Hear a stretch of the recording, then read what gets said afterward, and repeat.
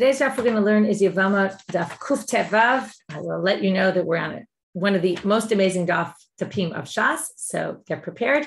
You know, we've been struggling, some of you, throughout this Masechet. I think the end of this Masechet is the atonement for the rest of the Masechet. So we really have some fabulous sugyot. I'll tell you about them in another minute. Before we do that, I want to say the registration is finally up for the Siyum. So our Siyum again is on July 10th. If you're in Israel and you want to come to a local Siyum, go on the Hebrew side of our site. There's a little flag at the top of the site. You can switch to the Hebrew side. There's registration, all the details of where there are Siyumim around the country. If you want to join the Zoom, either you're in the country and could go to a Siyum and also want to join the Zoom, or you can't and therefore want to join the Zoom.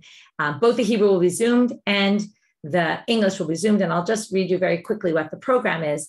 We're going to have a really interesting program. What I wanted to do at the Siyum was to kind of take two different directions of things that we haven't managed to do in this Masechet, which are, not managed to do enough, let's say, because Daf Yomi style. One is to kind of take a look, perspective from above at the mitzvah of Yibum and Chalitza. For that, we have Rachel Friedman, who's going to speak about through the prism of law and narrative, Yibum and the biblical woman. Rachel Friedman is the founder and dean of Lamdenu in Teaneck. So that'll be a great opportunity to hear from her.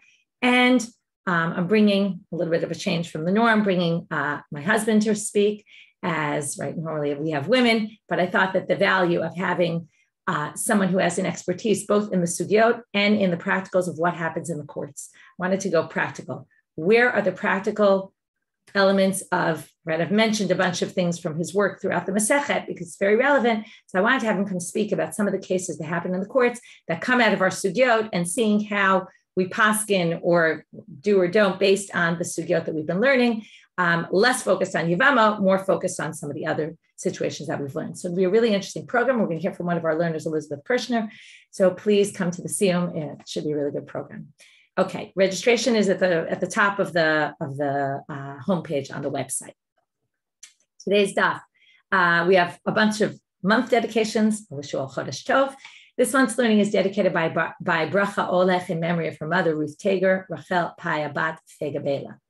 And this month's learning is sponsored by Joanna Ram and Steve Goldberg in loving memory of Steve's mother, Shirley Nana Goldberg, Suratema Bat Chaim Bahanka, who passed away last week, just a few weeks after a rousing celebration for her 95th birthday.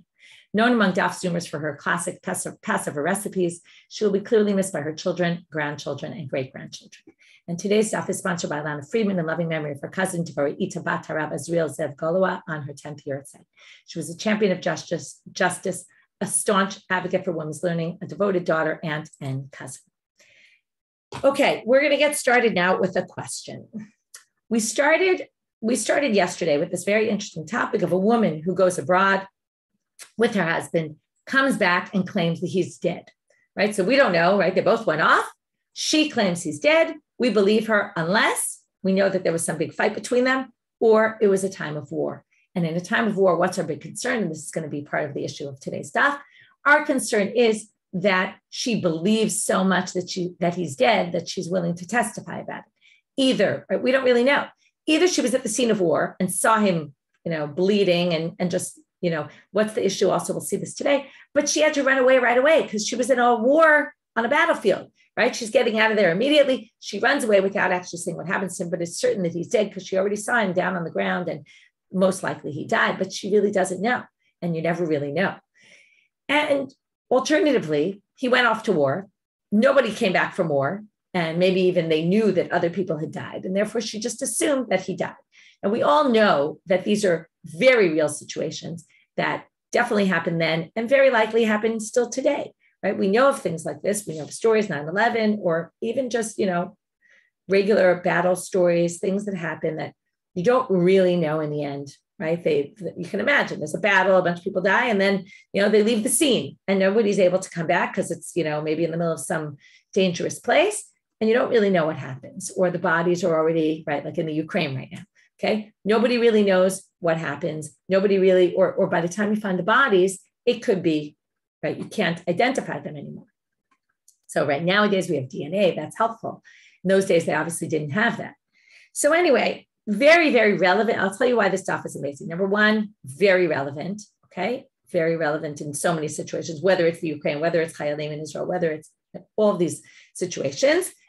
Number two, the fascinating part, and this is always what fascinates me, you probably know this already, but when the rabbis try to figure out and assess human behavior based on patterns of human behavior, right? We all know you can't really predict how humans are going to behave in a given situation.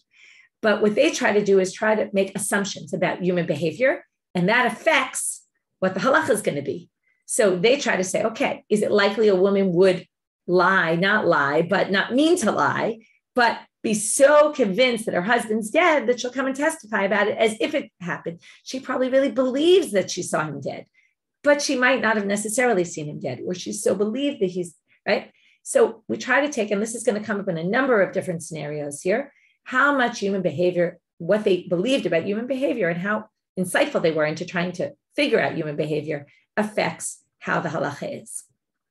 What's interesting about it also is human behavior in general, right? There's many things about the Gemara that are different from nowadays, right? So many different things. I mean, here particularly, right now we have DNA testing. It would be a lot easier in certain situations.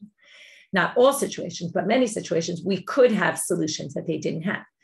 On the other hand, when they talk about human behavior, it's something that really hasn't changed much. And that's also very interesting to see their insights into human behavior. And you'll see that, oh yeah, that would be me too. So anyway, very interesting stuff. Let's go. We start with a question at the bottom of Kuf Yud Daled Amud Bet. We're going to have a few questions today that are going to go unanswered. They're going to try to bring sources, and in the end, they're not going to be successful at coming up with an answer.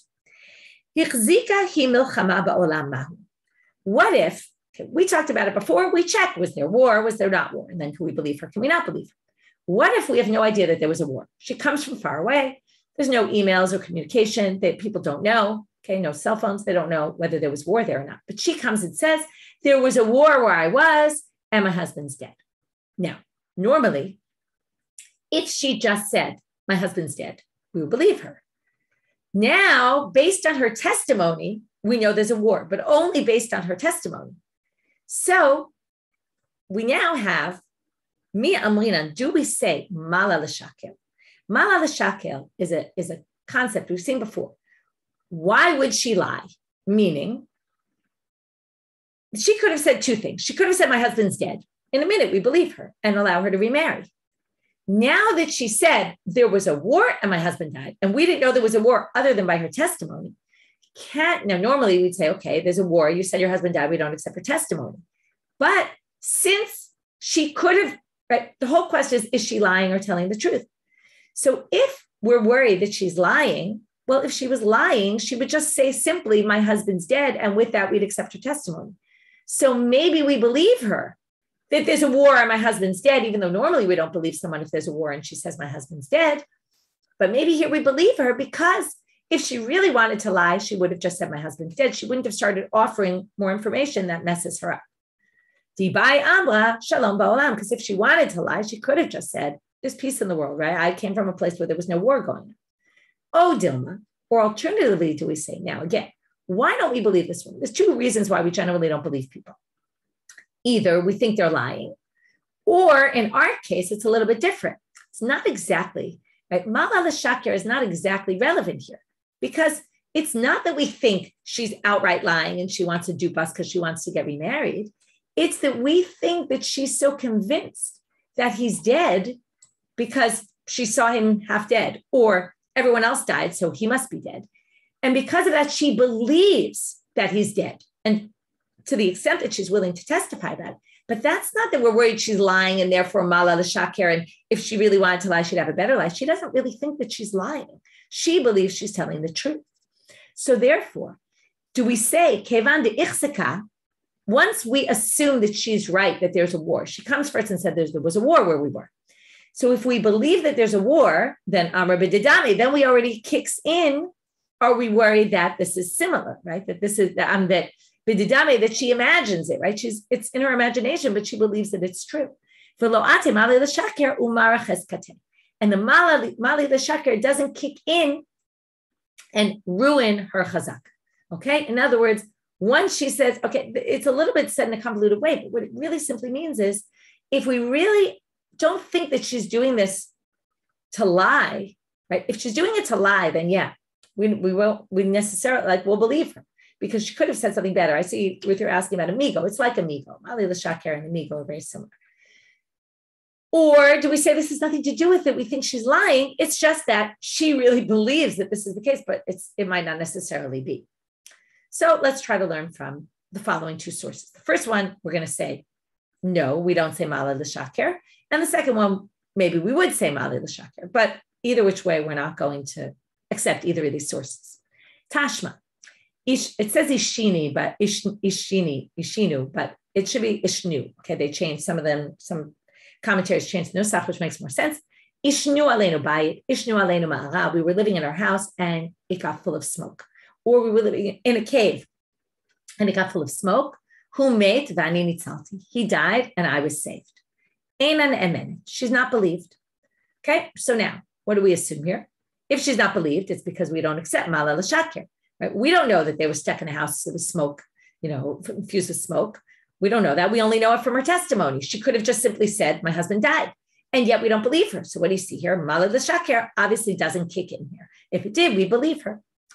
Right? It must be more like the case. It must be because it's like a war and it's bididami. Right? She must not have seen him die and assumed that he died.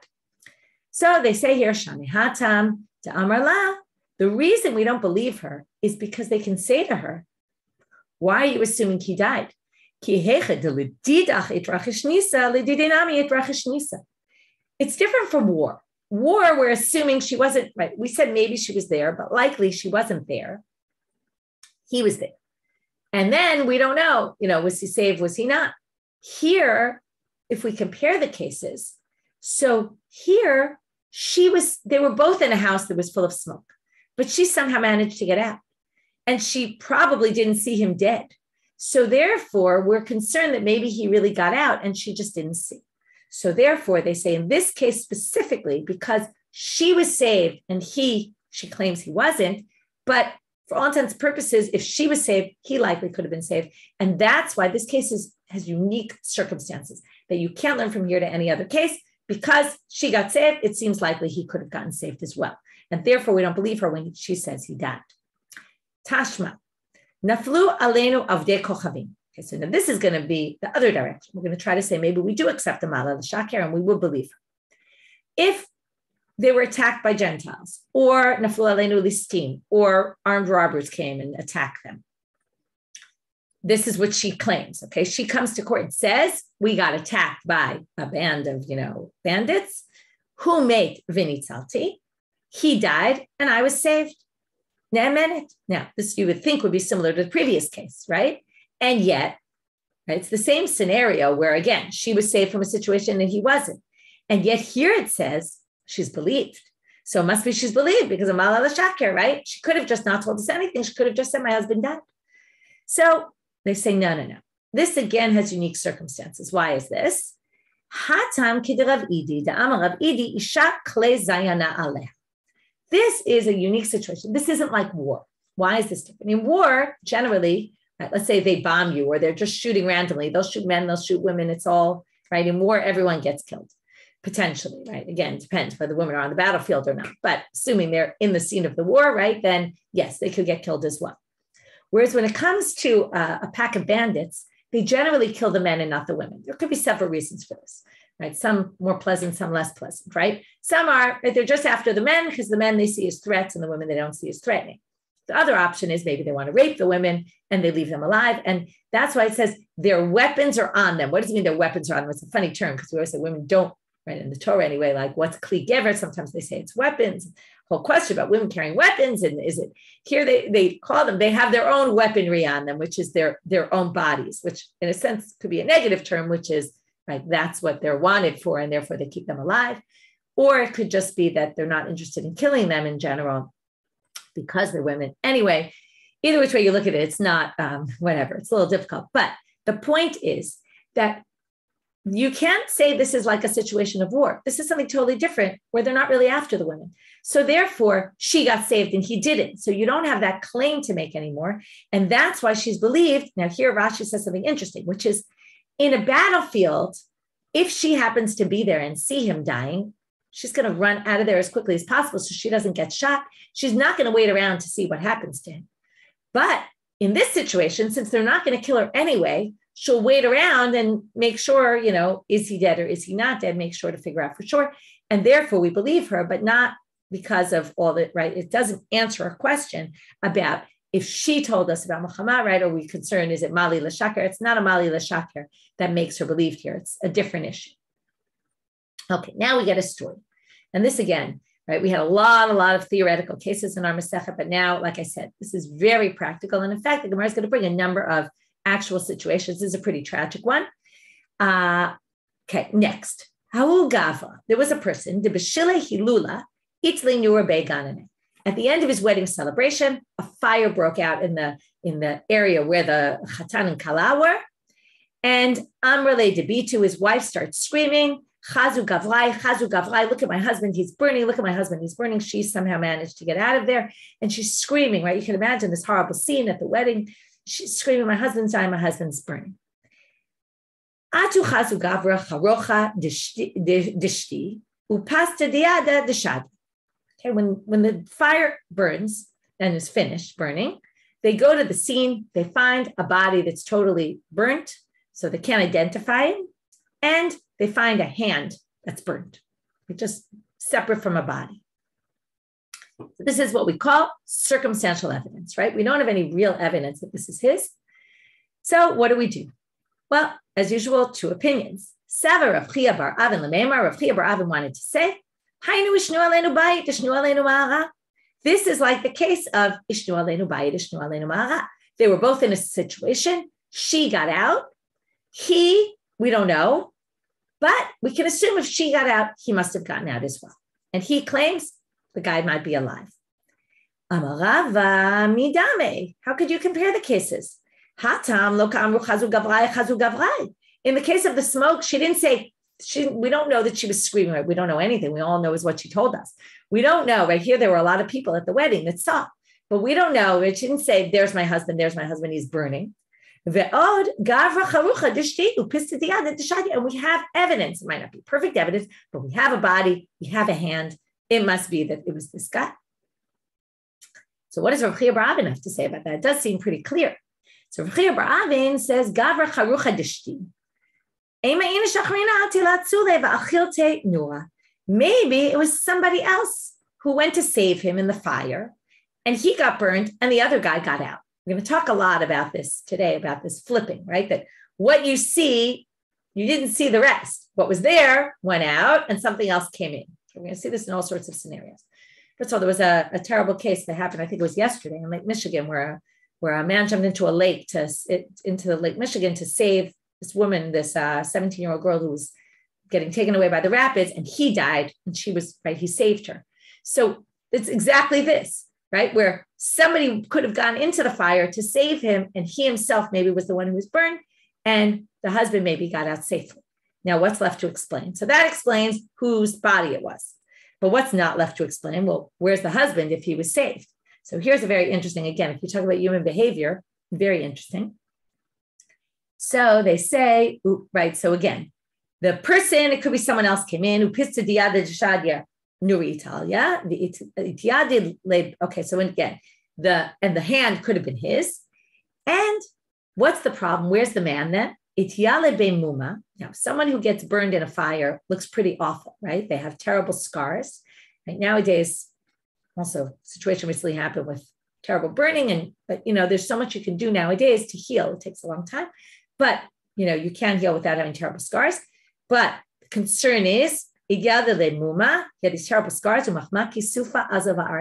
was so embarrassed to be seen on the street like this, certainly with his new wife, that he just ran away and just left the scene.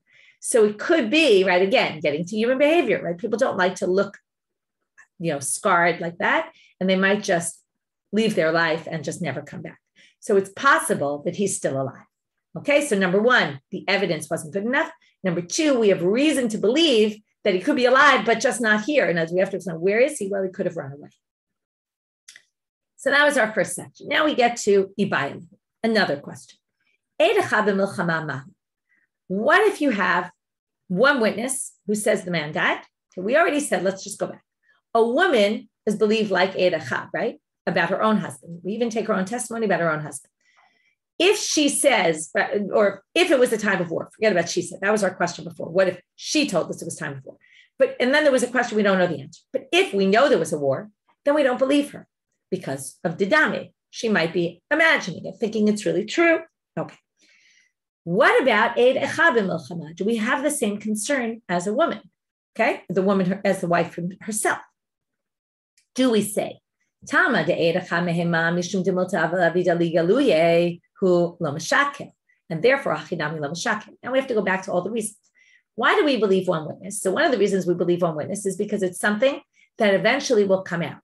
People don't lie about things unless they're sure about them, if in the end they'll be proven wrong. So no one's going to come and say the guy's dead if he's alive, because he'll show up on the scene and you'll look like an idiot.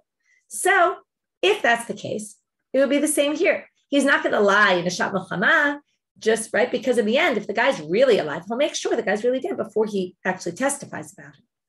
He's not going to want to lie if the guy's going to actually show up. Oh, Dilma, or alternatively, do you say, Tama de'ed echad mishum dihi gufa daika uminsiba? Remember that whole thing? Why do we believe one witness? Because we're not really only relying on one witness.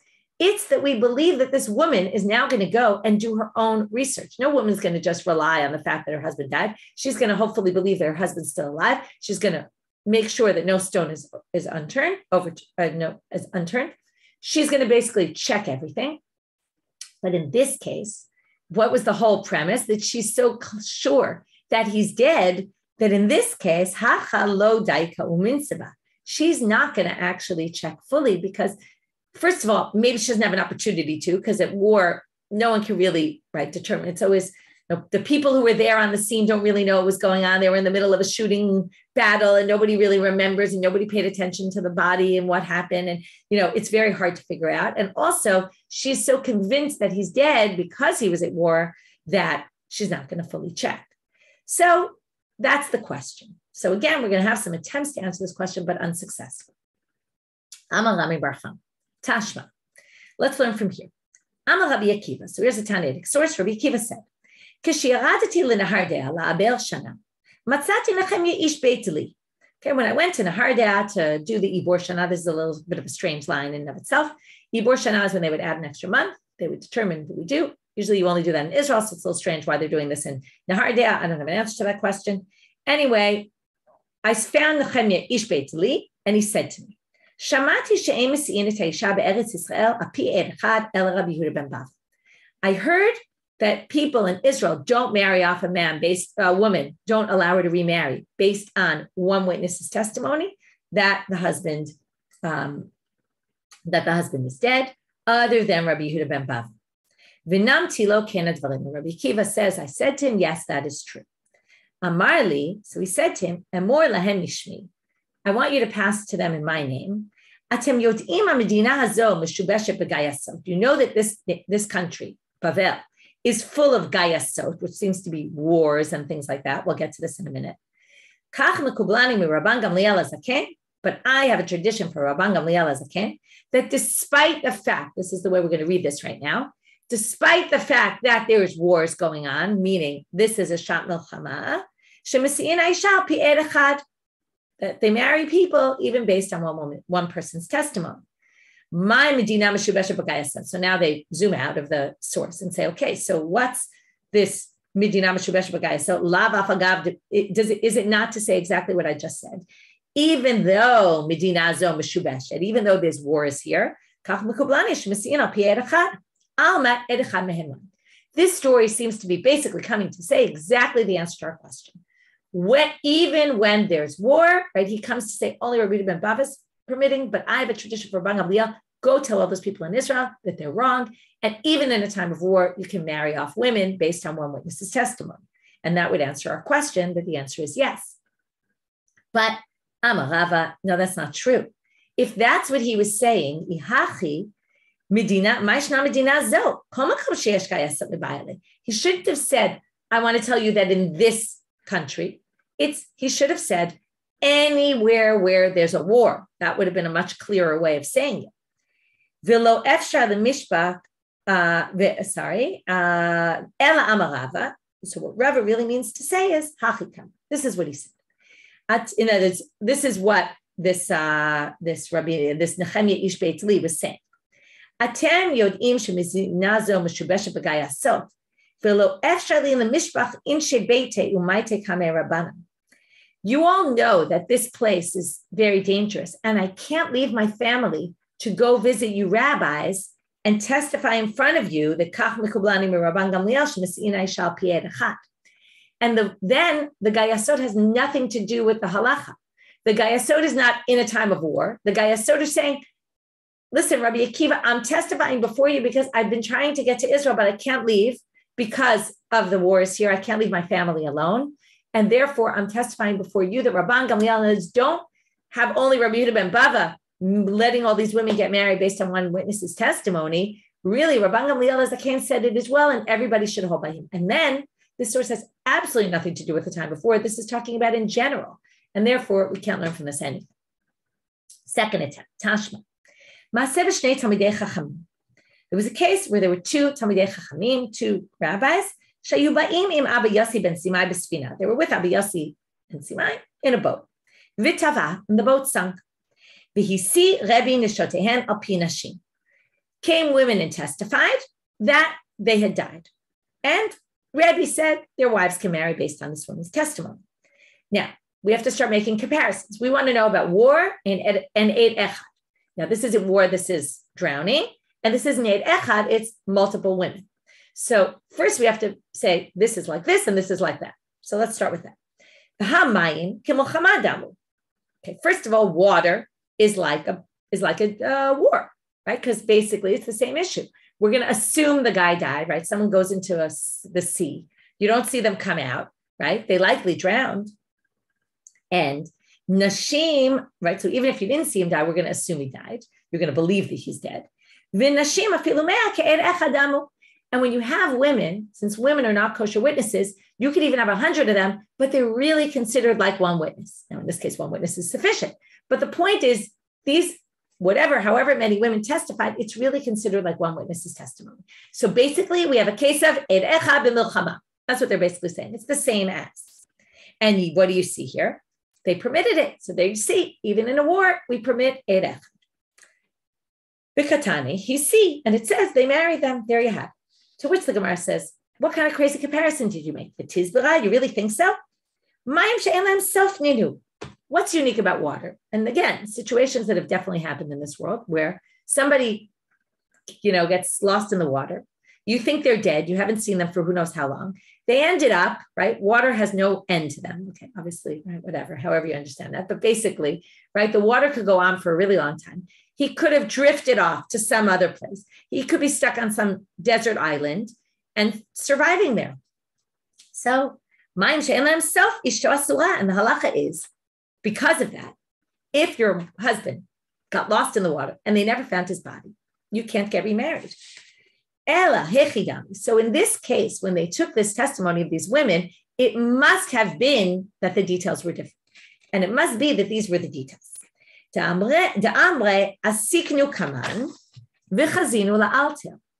They say, basically, he drowned there and we saw, right, we found his body right away.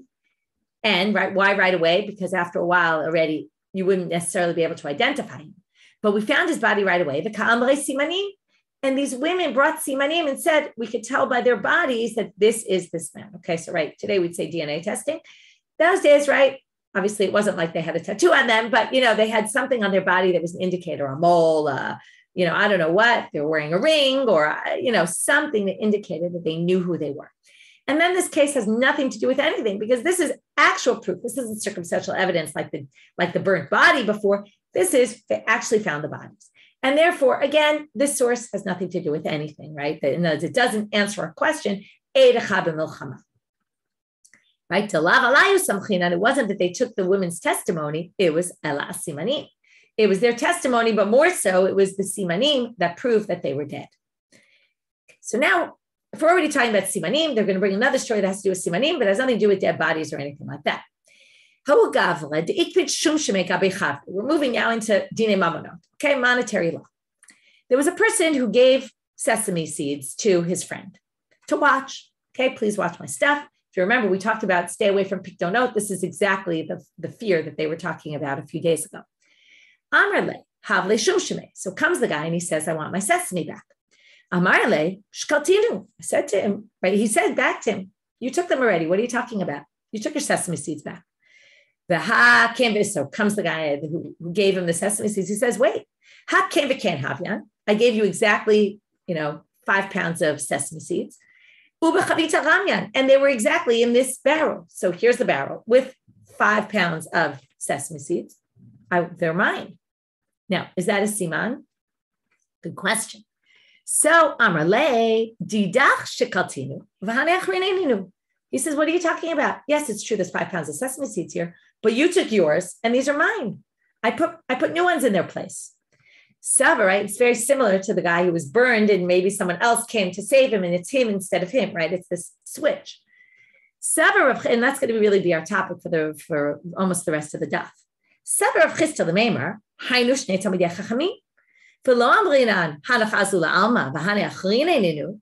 So Rav Chisda wanted to say this is just like the case. I wouldn't have said this, right? But it's just like the case of the Shnei Talmidei Chachamim. Why?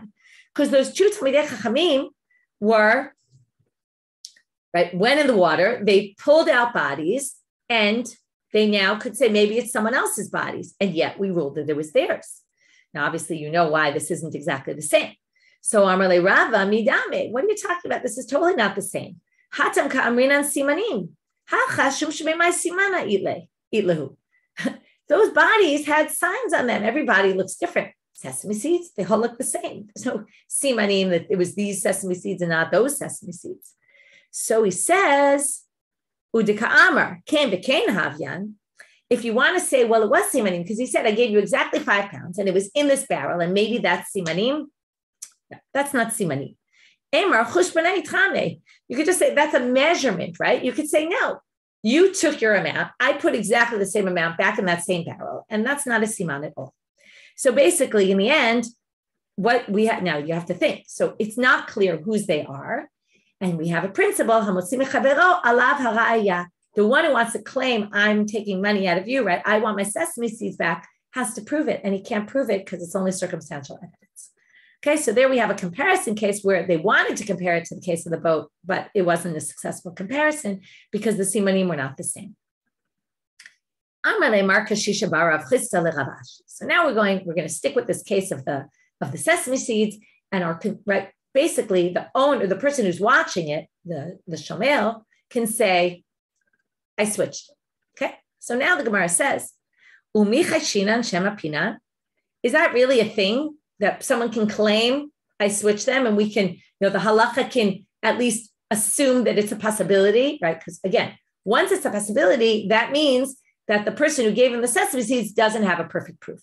So that means chayshina, we're concerned that maybe he swapped them, right? We can believe a claim like that somewhat. The Hatznan, doesn't it say in a Mishnah, in Maser Sheni, matzakli, ukatuv alav kuf, korban, mem, Masel, Dalid, Dimua, Tet, Tevel, Taf, Truma. Shebshat Sakana, you could film Taf, Tachat Truma. Says like this. If you find a vessel in somebody's house and it says on it Kuf, you assume that money was designated for a sacrifice. That means you can't use that money because it's sanctified.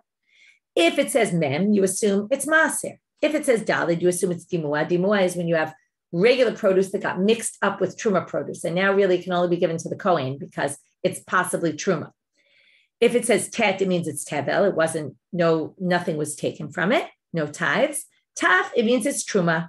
Because in tithes, now, why can you assume? Why did they use these letters to mark things?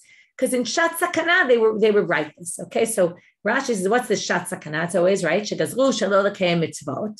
And therefore, what do you see from here? You assume that whatever it says on it, what it's labeled, is what's in it. Because we don't assume maybe at some point it was truma, so we put a taf on it. And then he switched it, right? He swapped what was in it, put chulin in, and maybe it's chulin.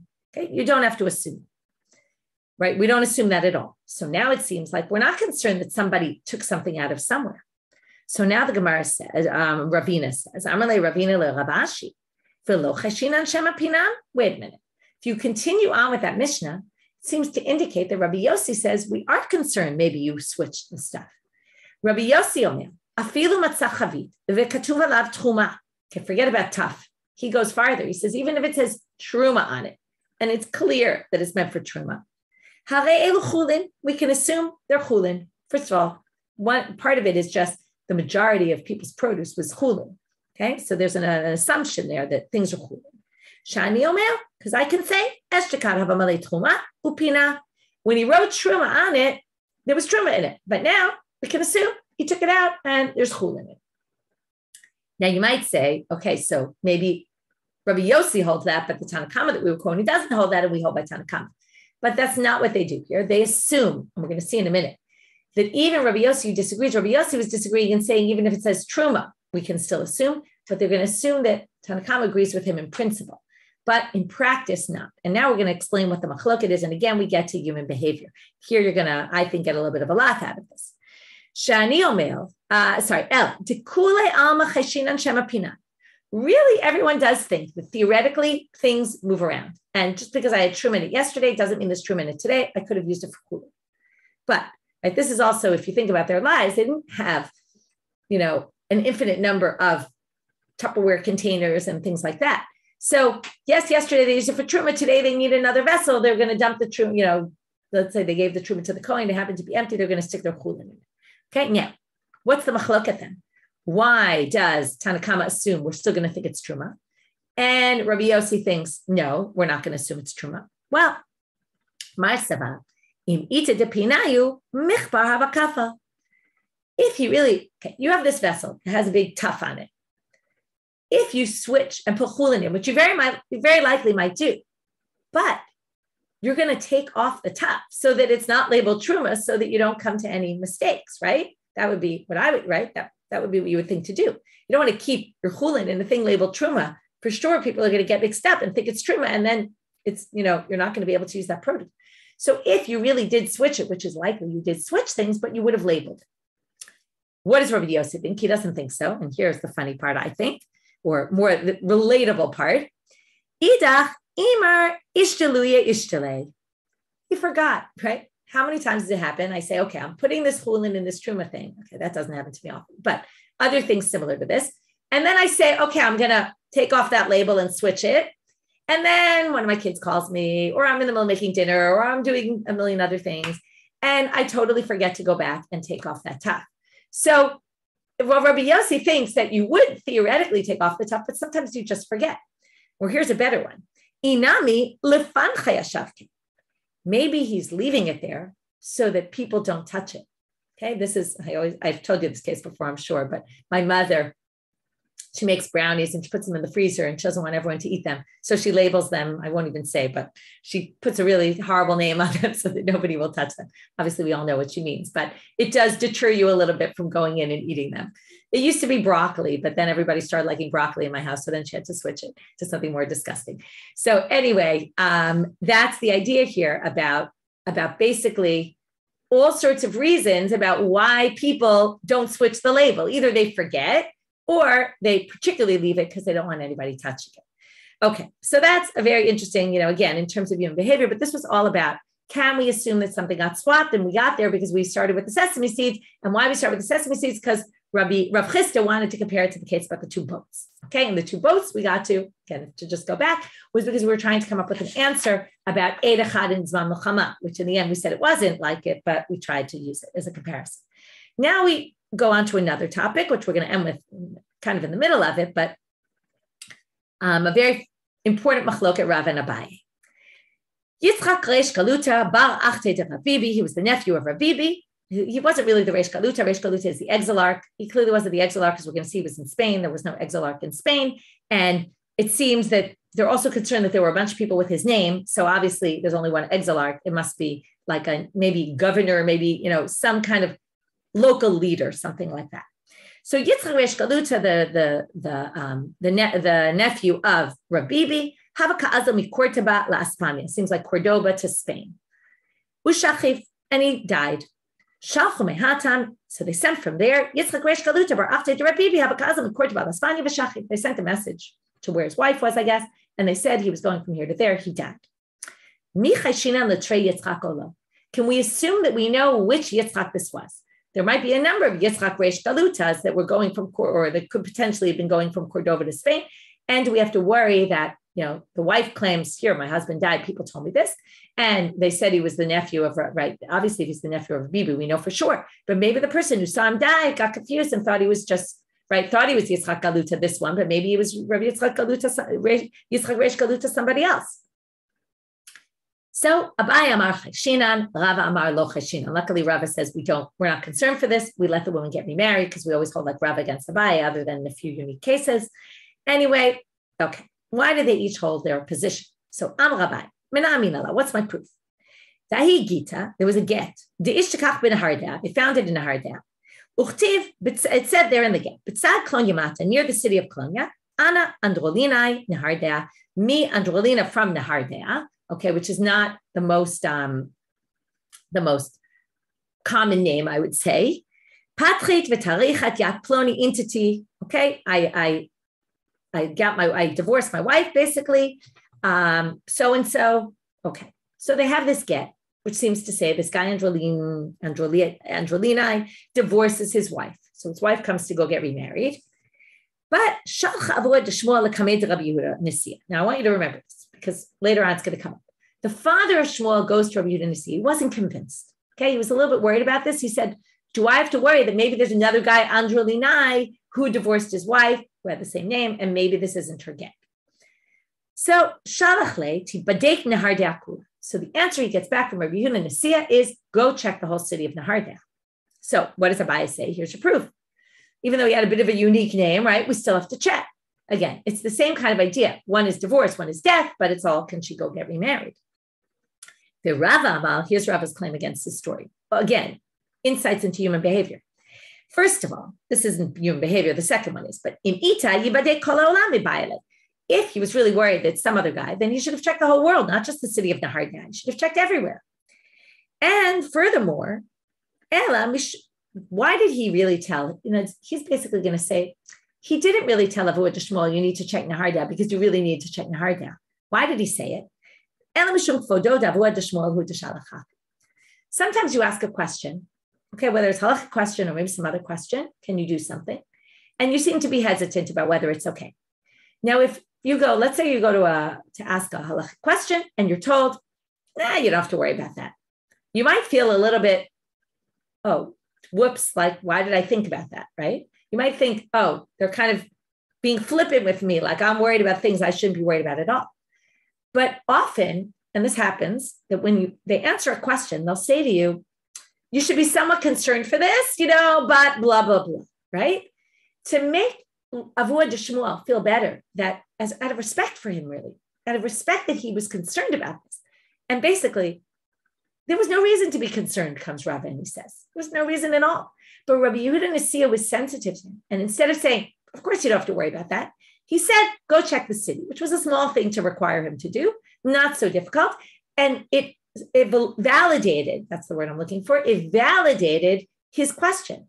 So to validate someone's question, sometimes a rabbi will require you to do something that maybe isn't really required by law. This, by the way, is a big issue with shutim. How much can you learn from them? Halacha l'maaseh. Because if a rabbi answers a question for a particular person, they might be answering it with understanding your particular circumstances and the way you ask the question and all those other factors, which then might not apply in other situations. So this is a fascinating also insight into human behavior, into the sensitivity of Rabbi Yehuda Nasi when Avuad Shmuel asked him this question.